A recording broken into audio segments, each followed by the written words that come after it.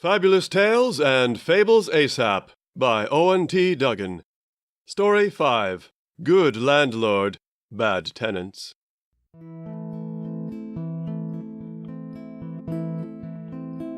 The last part.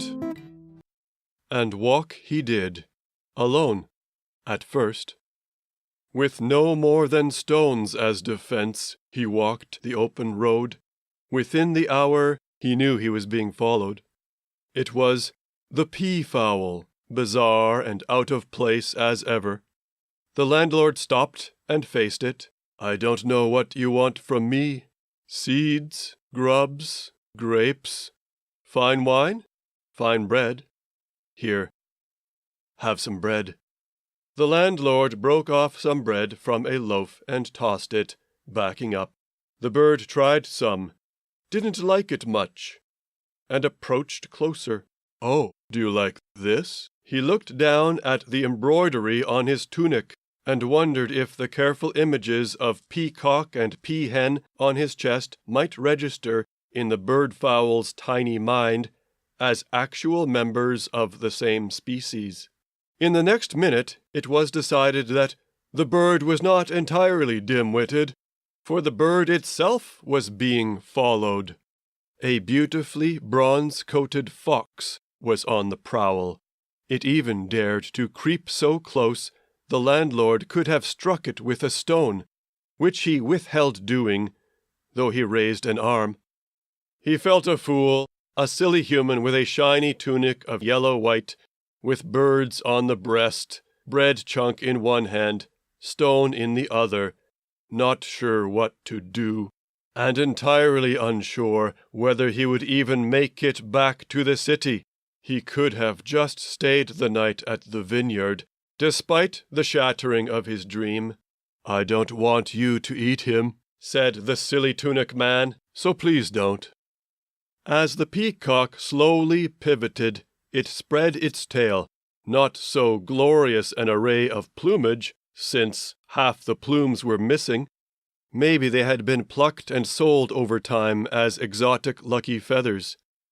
The fox, probably female, stopped and sat upright, striking a pose as if for portraiture, still as an embroidery on someone else's silk tunic. With nothing to say but wanting to make noise to get the fox to leave the bird alone, the tunic man said whatever came to mind. "Hey, I sort of need this, you know. Don't eat it, okay? It's my pride. All for show. All that time, you know, there was the most loyal woman with raven black hair, and I was just bossing her, telling her what to do. Do you care about that?" "Well, do you?" The fox sat as though listening. Of course it couldn't understand anything. If it were suddenly able to think and speak like a human, it might say, "Don't worry, I'll calm my hunger. This funny bird sure freaks me out, but it's also very alluring. I'll settle for bread. Don't throw that stone, it would hurt me, so please don't."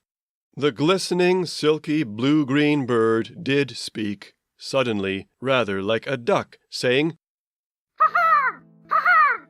Ha-ha!" Along the road, as bird followed human, who held both bread and stone, so fox followed both bird and human. For a while at least. We don't know how long they walked like that, in that pattern, but as long as they walked just like that, no one and nothing disrupted them. Or possibly ever could.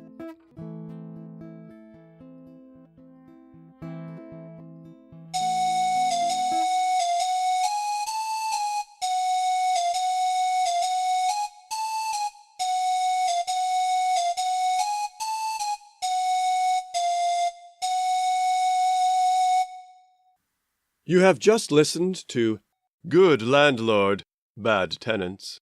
Story 5 of Fabulous Tales and Fables ASAP by Owen T. Duggan.